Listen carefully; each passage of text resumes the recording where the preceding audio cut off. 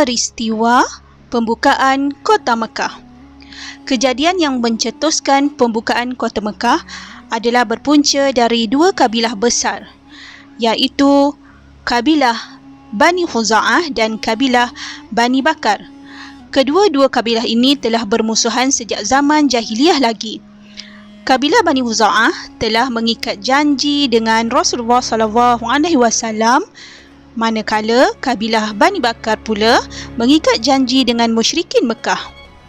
Berdasarkan perjanjian Hudaibiyah, kedua-dua kabilah ini tidak boleh berperang selama 10 tahun.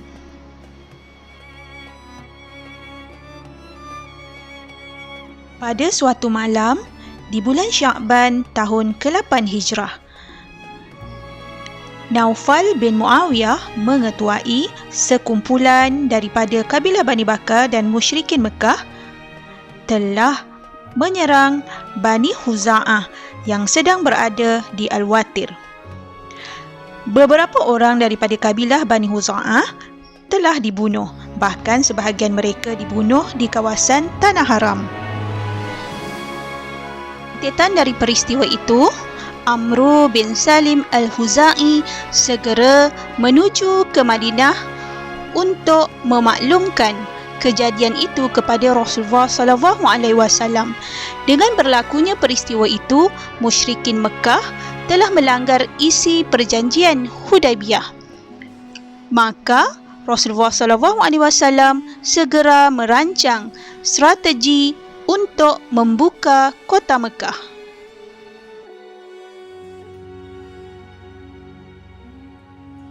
Baiklah anak-anak sekalian, mari kita lihat kronologi peristiwa pembukaan Kota Mekah. Yang pertama di Madinah, pada 10 Ramadan tahun ke-8 Hijrah, Rasulullah SAW bergerak ke Mekah bersama dengan 10,000 tentera. Abdul Rahmil Ghifari dilantik sebagai ketua sementara di Madinah. Rombongan seterusnya menuju ke Mar'al Zahran. Pasukan tentera Islam telah berhenti di Mar'al Zahran. Rasulullah SAW memerintahkan 10,000 tentera untuk menyalakan 10,000 unggun api. Unggun api dibina untuk menimbulkan kegerunan kepada pihak musuh. Abu Sufyan meninjau pasukan tentera Islam. Kemudian, beliau terserempak dengan Al-Abbas. Lalu Al-Abbas membawanya menemui Rasulullah SAW. Akhirnya, beliau memeluk Islam. Rasulullah SAW menghargai pengislamannya dengan memberi jaminan keselamatan kepada sesiapa yang berlindung di rumahnya.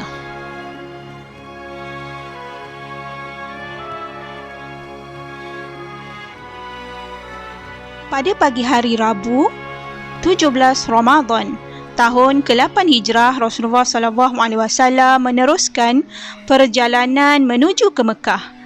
Ketika itu musyrikin Mekah terkejut dengan kedatangan tentera Islam.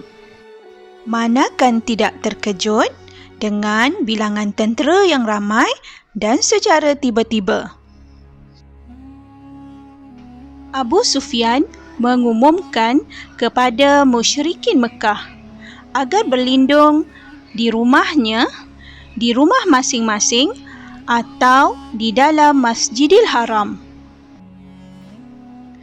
Apabila sampai di Zutua, Rasulullah SAW membahagikan tentera Islam kepada 4 pasukan di bawah 4 orang panglima, iaitu Rasulullah SAW sendiri, Khalid bin Al-Walid, Az-Zubair bin Awam dan Abu Ubaidah Al-Jarrah.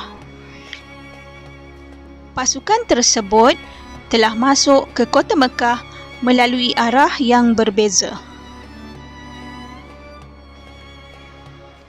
Tiada sebarang tentangan yang diterima oleh tentera Islam kecuali pasukan Khalid bin Al-Walid. Mereka dihalang oleh sekumpulan musyrikin Mekah yang menyebabkan 2 sahabat gugur syahid dan 12 musyrikin Mekah terbunuh. Selepas peristiwa itu, Mekah berjaya dibuka pada tahun ke-8 Hijrah iaitu 630 Masihi.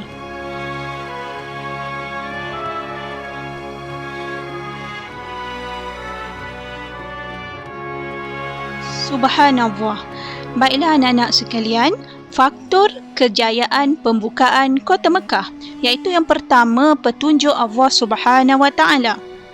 Mimpi Rasulullah SAW sebelum perjanjian Hudaibiyah menjadi tanda pembukaan kota Mekah semakin hampir. Yang kedua, strategi Rasulullah SAW, iaitu perancangan pembukaan kota Mekah secara rahsia agar tidak diketahui oleh pihak musyrikin Mekah.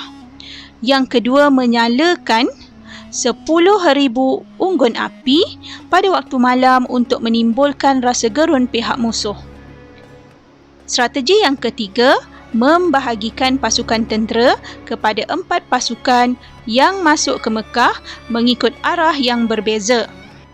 Faktor kejayaan yang ketiga, tentera Islam mempunyai semangat jihad yang tinggi dan berdisiplin, iaitu disebabkan oleh kesatuan tentera di bawah panji Islam tanpa mengira perbezaan suku, kaum dan kabilah. Yang kedua, kepatuhan tentera kepada arahan Rasulullah SAW tanpa bantahan, seperti pasukan Az-Zubair bin Awam yang masuk ke Mekah melalui dataran tinggi dan berhenti di hujun. Mereka tidak boleh meninggalkan tempat itu sehingga Rasulullah sampai kepada mereka. Faktor kejayaan pembukaan kota Mekah yang keempat, musyrikin Mekah yang bertambah lemah, iaitu disebabkan oleh banyaknya pemimpin Quraisy telah memeluk Islam sebelum pembukaan kota Mekah, seperti Khalid bin Al-Walid dan juga Abu Sufyan. Yang kedua, sebahagian pembesar Mekah telah mati sebelum pembukaan kota Mekah seperti Abu Jahal. Dan yang ketiga, tidak semua musyrikin Mekah bangkit menentang kemarahan tentera Islam.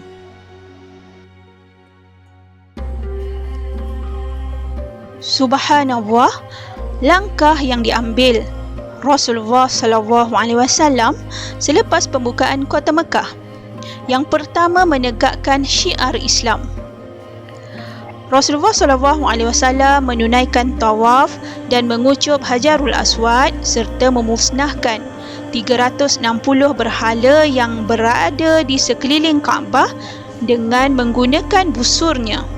Rasulullah telah mengarahkan Bilal bin Rabah melaungkan azan di atas Kaabah.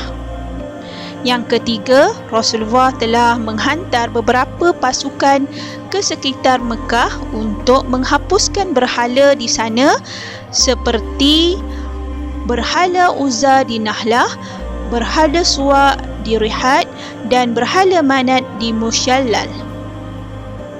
Langkah yang kedua, Rasulullah melaksanakan amar ma'ruf nahi mungkar, iaitu menyeru musyrikin Mekah untuk memeluk Islam. Yang kedua, Rasulullah SAW berbai'ah dengan penduduk Mekah di Bukit Safa agar tidak melakukan syirik kepada Allah, tidak mencuri, tidak berzina dan tidak membunuh anak.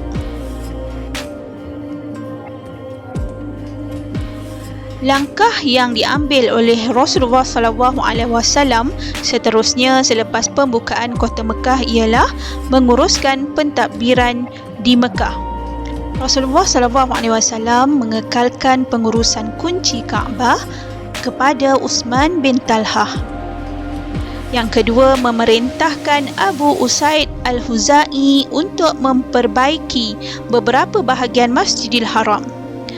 Langkah yang keempat, Rasulullah memaafkan kesalahan penduduk Mekah, iaitu Rasulullah SAW telah mengisytiharkan kemaafan kepada musyrikin Mekah yang pernah mengingkari baginda. Mereka dibenarkan pulang ke rumah masing-masing.